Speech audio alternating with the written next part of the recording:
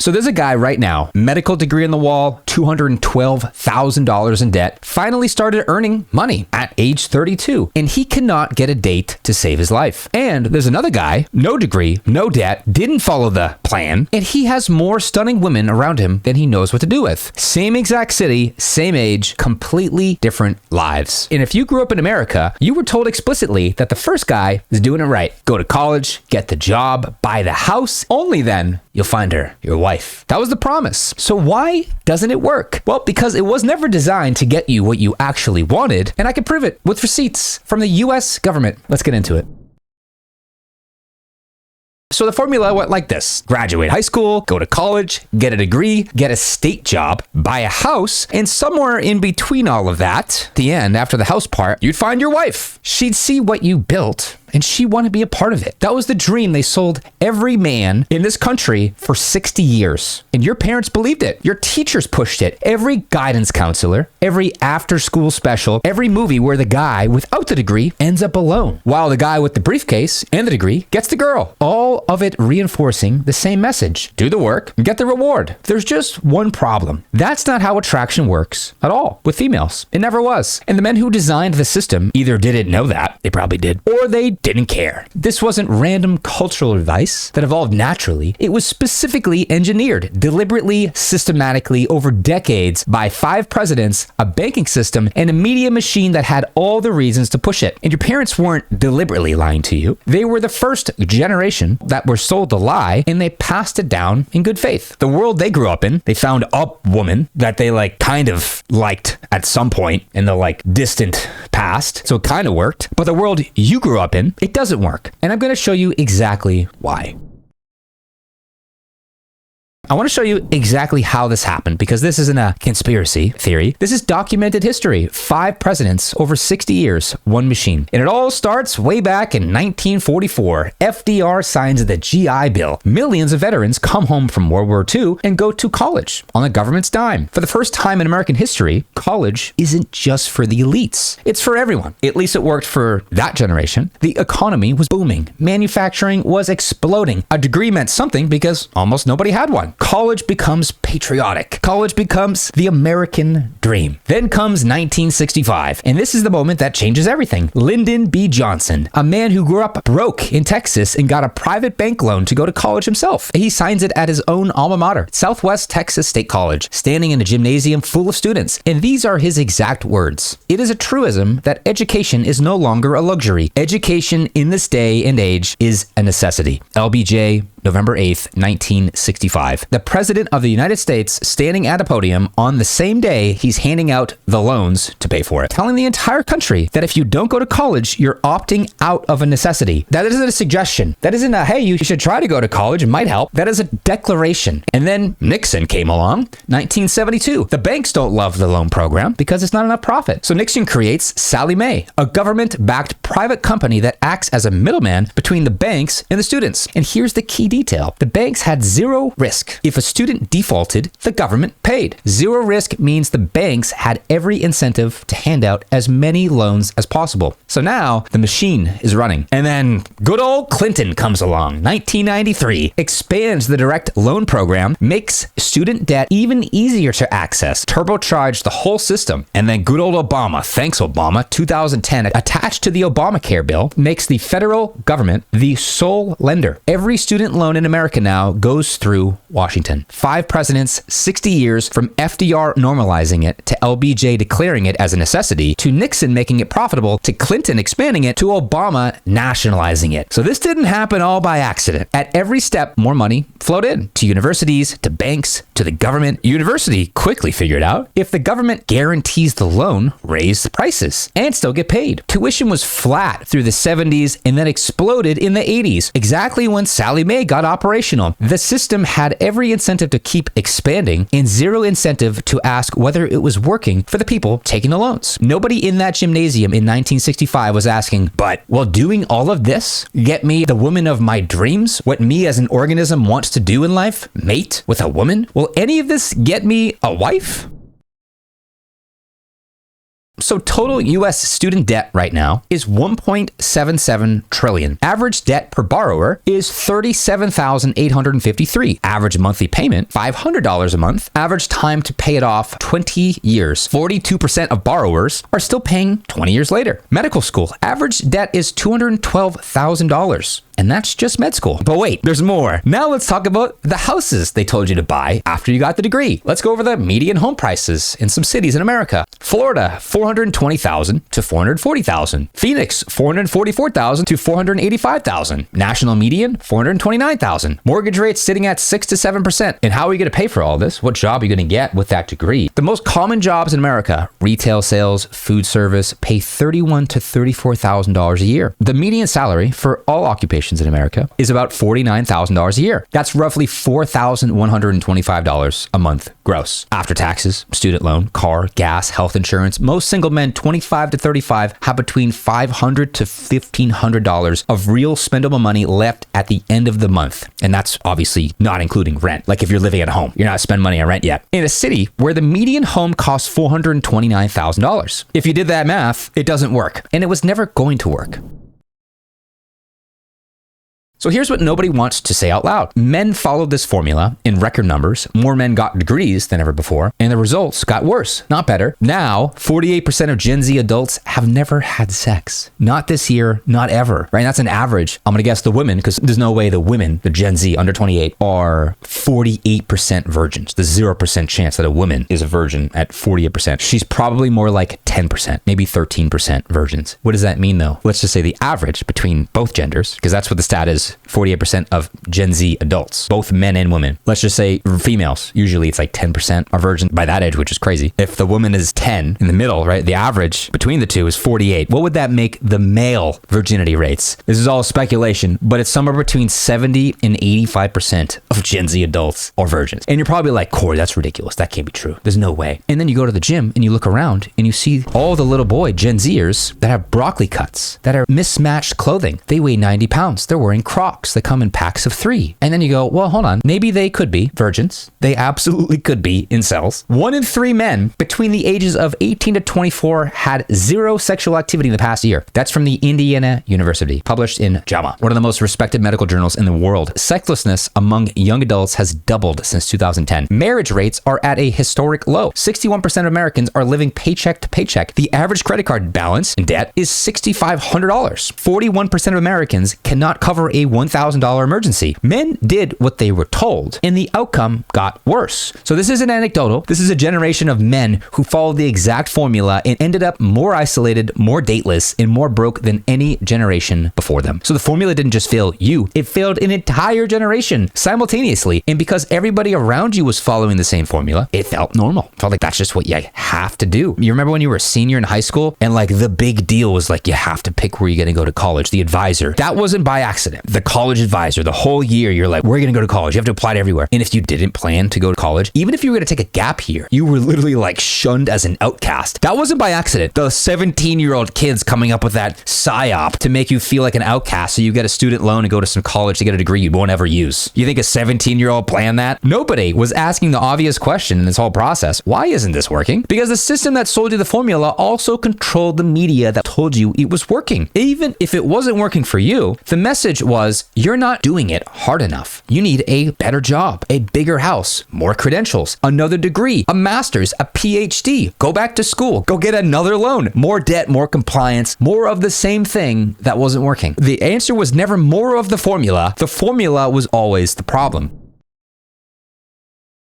And this is where it gets kind of quirky, gets kind of neat. In the 1950s, 1 in 20 jobs in America required a government-issued license. Today, it's 1 in 4. And the jobs that require a license almost always require a degree to get that license. Teachers, doctors, lawyers, architects, engineers, psychologists, social workers, nurses, the same government that was selling you the loan, decided which jobs needed the credential. And they created the demand. Then they sold you the supply at interest for 20 years. And right now, 23.2 million Americans work directly for the government. And that's not counting every licensed professional that depends on government approval to operate. So think about that. The single largest employer in the United States is the entity that also controls which jobs require the degree and provide the loan to get it. That's not a coincidence. That is a closed loop. So you need the degree to get the license. You need the loan to get the degree. The loan came from the government, and the government decided which jobs needed the license. The universities raised their prices because the loans were guaranteed. Tuition that was flat in the 70s exploded in the 80s, right after the machine got fully operational. And now the whole system is $1.77 trillion in debt, carried by the men who were told this was the path to getting the girl.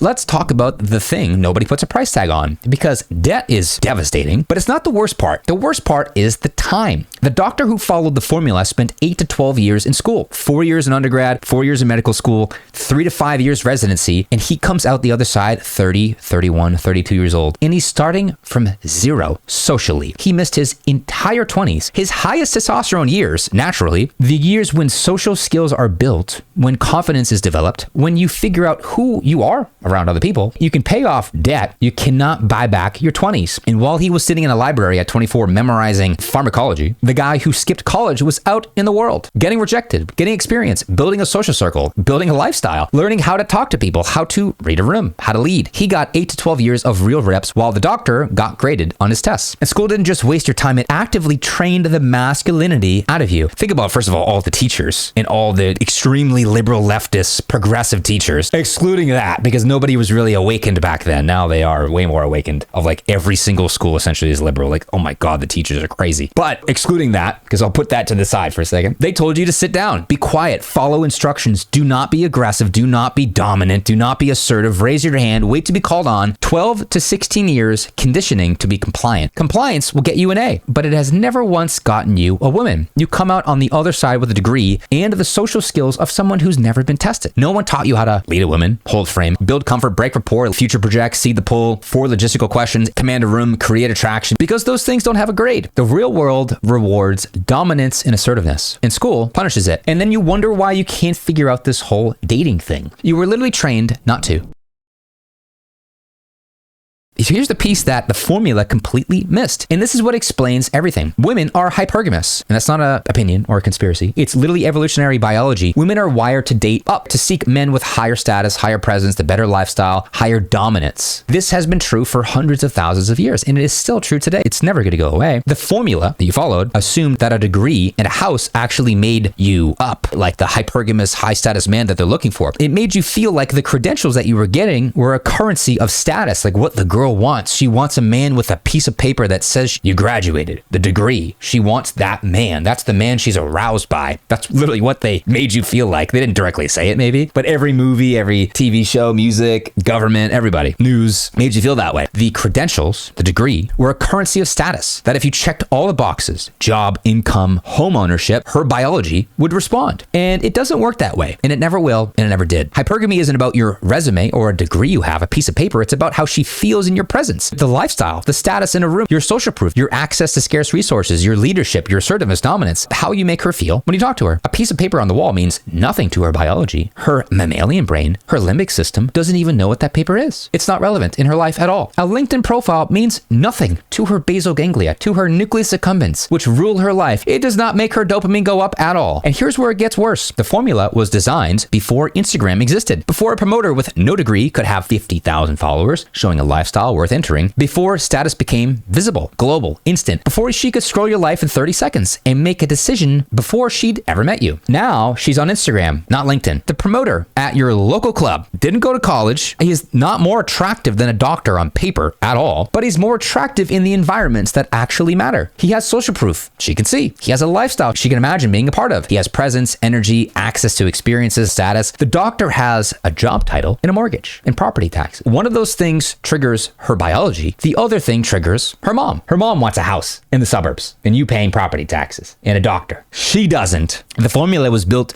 for a world where credentials were the only visible status signals. Instagram made every other signal visible, and the formula never updated. Think about it back in the day before 2017, because that's really when Instagram popped off. How would a girl know how cool you are, how high status you are, where's your lifestyle? Like the things that she's attracted to, 90% of what she's attracted to in a man is his lifestyle, in status, how would she know about that? How would she see it? She wouldn't. Unless you drove by her in your nice car, your like Porsche, the 911 that you just bought, in your midlife crisis. Unless she sees you drive by, how is she going to know your lifestyle? Where you like to frequent, all the different places you've been to, your trips, your vacation, your house, your car, how much money you make. How is she going to see any of that? She's not at all. It's the perfect psyop to make you think that that degree, the little piece of paper, is going to make her aroused and desire you and want to jump you and bring you to bed. This little paper right here, right? How's that working out for you?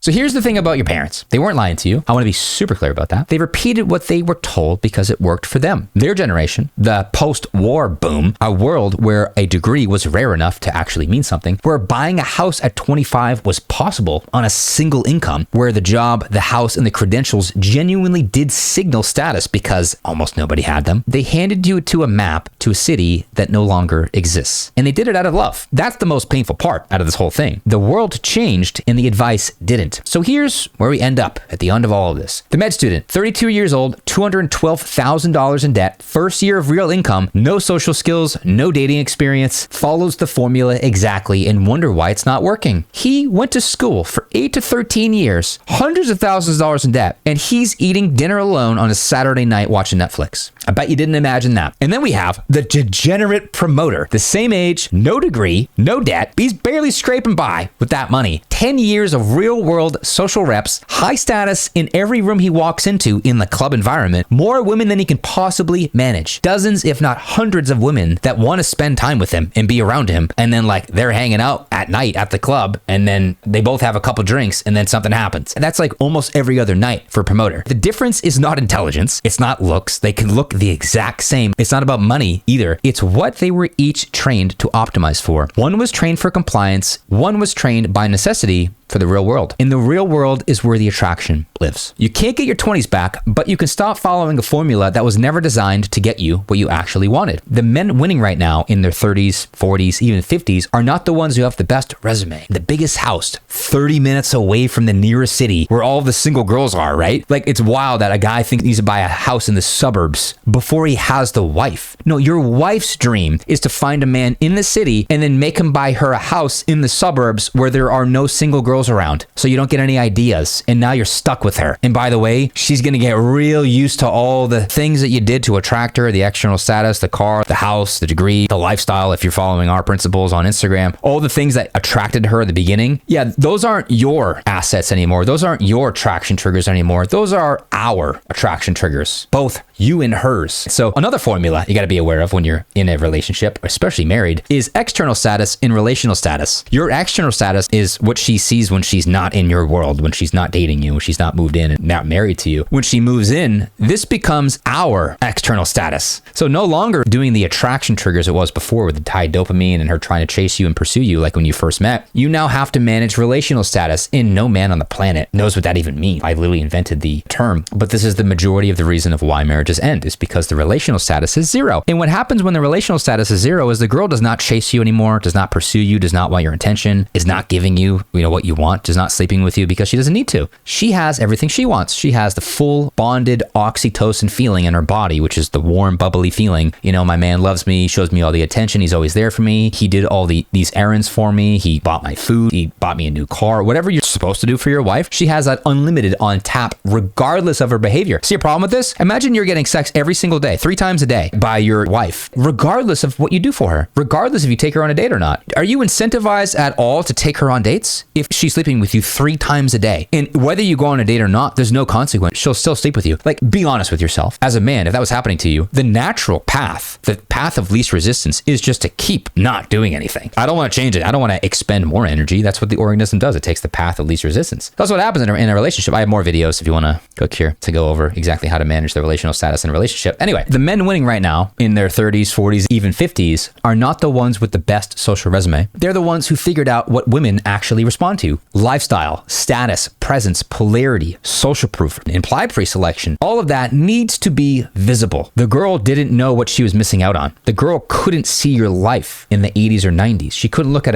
app in 30 seconds see everything you've done in your entire life. That wasn't possible. It is possible now on Instagram. Every girl is stalking you on Instagram. Their screen time, I don't care what age they are. They're below the age of 45. They're on Instagram for at least 40 minutes a day. Minimum. Maybe 2 hours a day scrolling. They're checking out everybody. It is the social town square for girls on Instagram. I don't care if you don't like it at all. It doesn't matter. Do you like astrology? Do you like getting your nails done? Do you like the spa? No, of course not. You're a fucking man. You like baseball, football, and drinking beers and eating pizza. Like, she doesn't like that. Neat. The girl that you want, your next wife, is on Instagram. Now what? If she wanted to find you, she would go to a fucking baseball game or a football game or like the bar and drink some beer with you. She doesn't need to find you. She has so many men coming up to her every day. She doesn't need to go to the bar. She doesn't need to go to the football stadium to find you. No, men will come to her. That's called pursuit. Men pursue women and women receive the pursuit. That's how it works with polarity. So you need to build the visual lifestyle, social proof, pre-selection, access to scarce resources, exclusive things. You need to build a life that she wants to join. Most guys on Instagram, their life looks more boring and worse than the girl's life. The girl does not want to join your life if your life looks worse than hers. You need to build an Instagram like this, where when a girl sees it, she's checking you out. She goes, this guy's life looks pretty freaking epic. I would love to be a part of it. You need a girl to see your Instagram and go, yeah, that looks pretty cool. I definitely am interested in this guy. I'm curious. If he messages me, I will absolutely respond. That's what you want. Talk soon. Peace.